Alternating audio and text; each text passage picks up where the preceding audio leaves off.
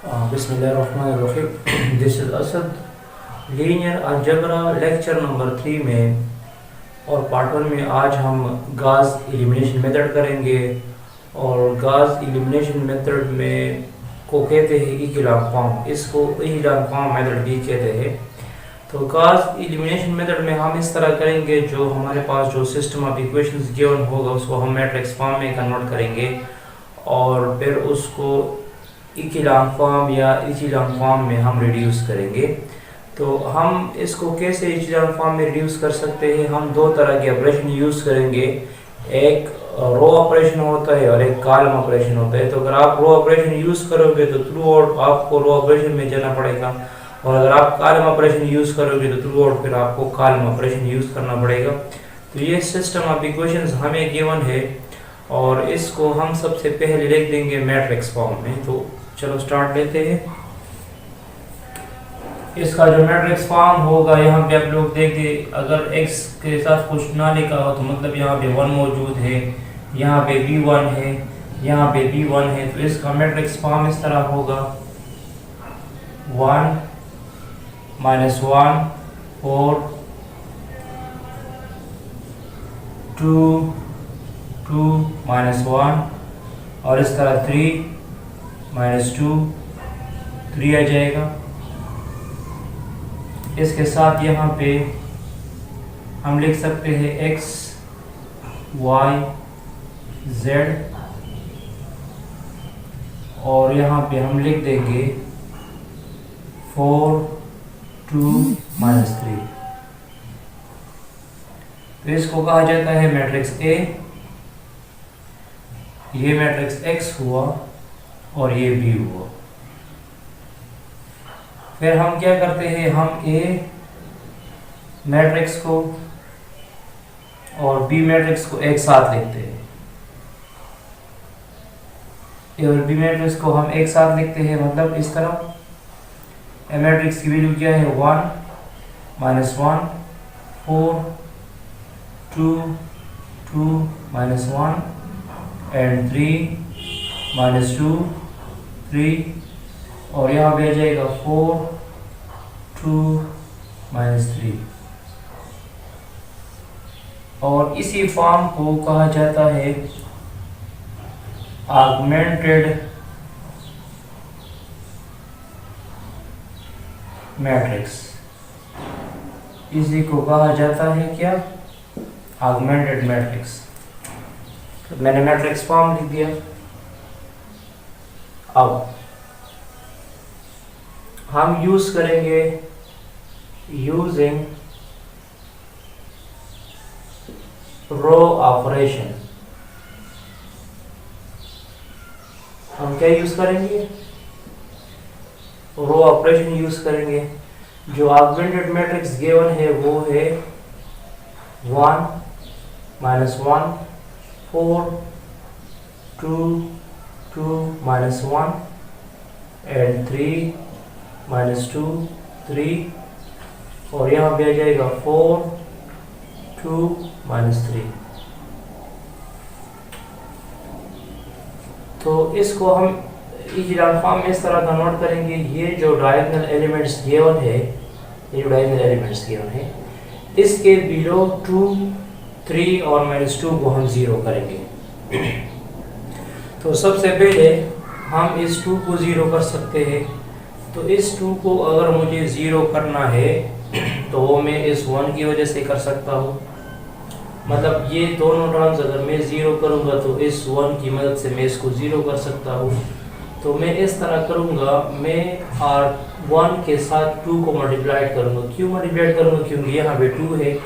तो हम लिख सकते हैं 2 -2। तो 2 -2 से 0 आ सकता है। तो मैं इस तरह कर सकता हूँ R2 -2 R1। अच्छा, यहाँ R1 के साथ मैंने 2 को मल्टीप्लाई किया है, तो यहाँ पे आप इसको चेंज नहीं करोगे। मतलब इस तरह नहीं कि आप इस रो के साथ 2 को मल्टीप्लाई करोगे। इसको मल्टीप्लाई करने की ज़रूरत नहीं है, ये जस्ट हम इस ऑपरेशंस के लिए करते हैं। तो हम इस तरह करेंगे कि पहला रो तो सेम टू सेम आएगा,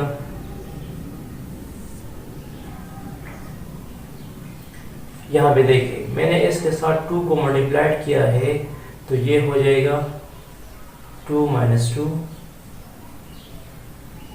यहाँ पे ये 2 मैंने अपना वाला लिख दिया। जब इसके साथ 2 को मल्टीप्लाइड करूँगा तो -2 आएगा, तो एक माइनस ये है और एक माइनस ये है, तो ये बन जाएगा +2। और यहाँ पे मैंने -1 अपनी जगह पे लिख दिया। इसके साथ भी 2 को मल्टीप्लाइड करो तो आ जाएगा -9। और इसी तरह 2 को मैंने अपनी जगह पे लिख दिया।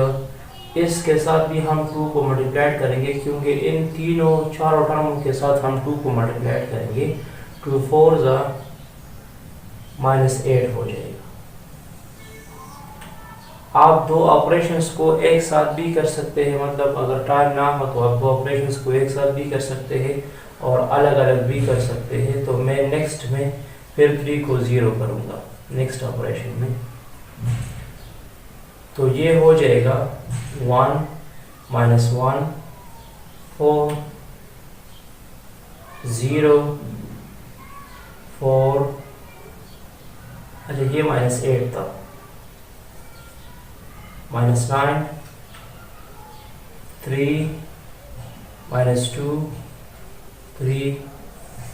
और यहाँ पे क्या जाएगा 4 -6 एंड -3। अब इस 3 की बारी है, तो इस 3 को अगर मैं 0 करूँगा इस 3 टर्म्स को, तो वो भी मैं इस 1 की मदद से कर सकता हूँ। तो हम इस तरह करेंगे। अब हम रो 1 के साथ 3 को मल्टीप्लाइड करेंगे। हम रो 1 के साथ 3 को मल्टीप्लाइड करेंगे और फिर रो 3 से माइनस करेंगे। हम लिख देंगे R3। अब मैं R3 में चेंजिंग कर रहा हूँ, तो सबसे पहले मैं R3 लिखूँगा। R3 - 3R1। R3 - 3R1 clear. ये हो जाएगा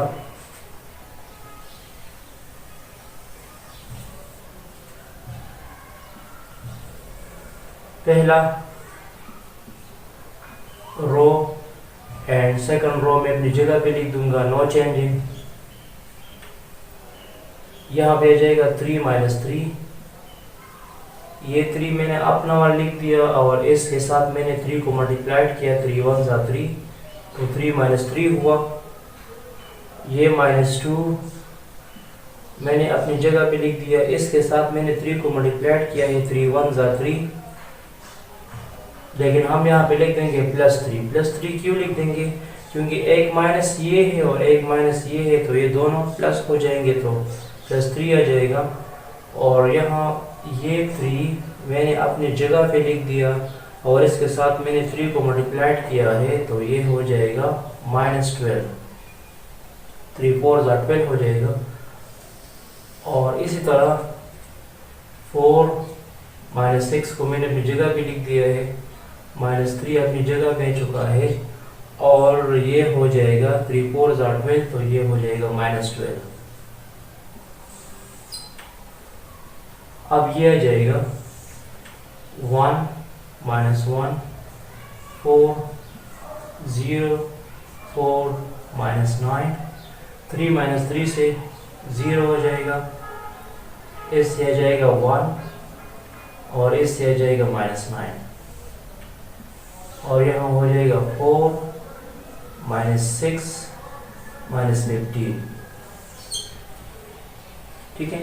अब मैंने इन दोनों टर्मों को 0 किया। अब नेक्स्ट बारी है इसकी। आप लोग देख सकते हैं यहाँ 4 है, यहाँ पे 1 है, तो हम 4 मतलब इस तरह कर सकते हैं कि या इसके साथ 4 मल्टीप्लाइड करेंगे तो ये दोनों सेम हो जाएंगे। आप लोग इस तरह करो, R3 के साथ 4 को मल्टीप्लाइड करो।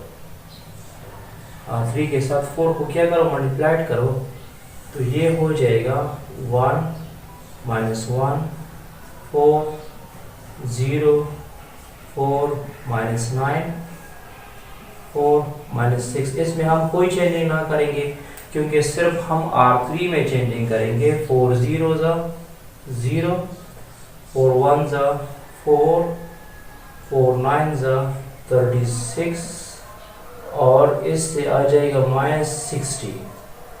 क्या आ जाएगा? -60। 4 × 15 से बनता है -60। अब यहाँ पे देखिए ये भी 4 है और ये भी 4 है, ये दोनों एक जैसे हैं। तो मैं इस तरह कर सकता हूँ कि मैं R3 से R2 को माइनस करूँगा। और ये बात याद रखना होगा कि अगर आप इन दोनों टर्मों को ज़ीरो करोगे तो वो इस 1 की वजह से ज़ीरो करना है, और अगर आप इस टर्म को ज़ीरो करोगे तो इस डायगोनल वाले टर्म्स की वजह से ज़ीरो कर सकते हैं। इसकी वजह से या इसकी वजह से या इसकी वजह से नहीं कर सकते। अगर आपको ये टर्म ज़ीरो करना है तो इसकी वजह से ज़ीरो करना पड़ेगा। तो हम अब क्या करेंगे? R3 minus R2। हम R3 से R2 को माइनस करेंगे। तो चलो हम लिखते हैं नेक्स्ट।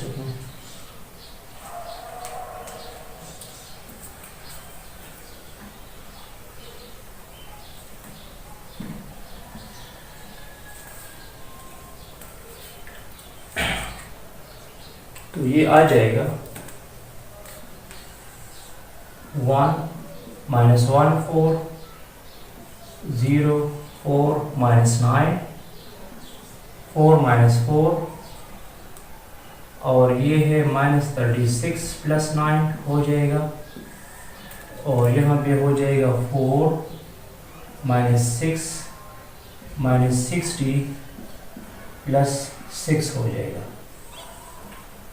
तो ये आ जाएगा 1 -1 4 0 4 -9 0 0 और यहाँ से आ जाएगा -27 और यहाँ पे आ जाएगा 4 -6 -54 आ जाएगा।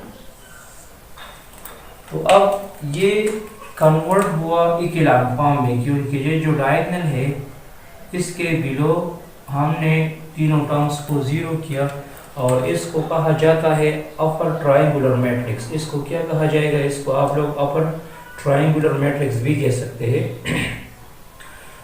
अब हम गाउस एलिमिनेशन मेथड यूज़ करेंगे। तो गाउस एलिमिनेशन मेथड में इस तरह होता है कि जो सिस्टम ऑफ इक्वेशंस होगा आप उसको इक्विलान फॉर्म में कन्वर्ट करोगे। तो ये मैंने इक्विलान फॉर्म में कन्वर्ट किया। अब मुझे x, y, z की वैल्यू चाहिए, तो हम इस तरह करेंगे, हम बैकवर्ड सब्स्टिट्यूशंस करेंगे। बैकवर्ड सब्स्टिट्यूशंस का मतलब ये है कि हम लोअर रो से स्टार्ट लेंगे, उससे हम इक्वेशंस बनाएंगे।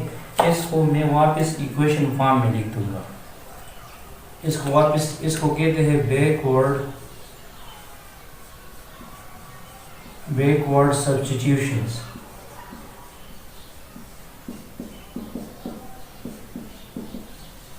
तो बैकवर्ड सब्स्टिट्यूशन इस तरह है, ये x को शो करता है, ये y को शो करता है, और ये z को 0.x + 0.y -27z = -54। तो इसको डिवाइड करो, ये 0 हो जाएगा, ये भी 0 हो जाएगा, तो -27z हो जाएगा -54। तो z आ जाएगा -54/-27। तो z की वैल्यू हो जाएगी 2। z = 2। फिर इसके बाद हम मतलब x और y की वैल्यूज फाइंड करेंगे।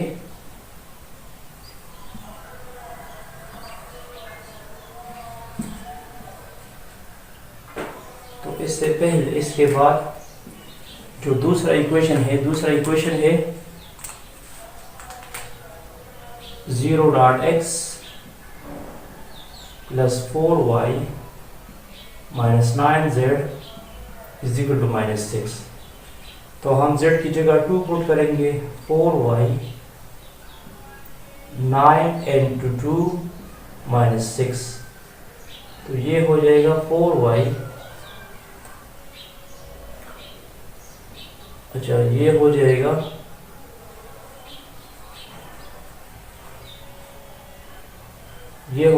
18 -6। तो इसको कन्वर्ट करो, 4y हो जाएगा -6 + 18, तो -6 + 18 से आ जाएगा 12 और फिर उसको 4 पे डिवाइड करो तो y की वैल्यू आ जाएगी 3। y की वैल्यू क्या हो जाएगी? y की वैल्यू 3 हो जाएगी। इसके बाद हम फाइंड करेंगे x की वैल्यू।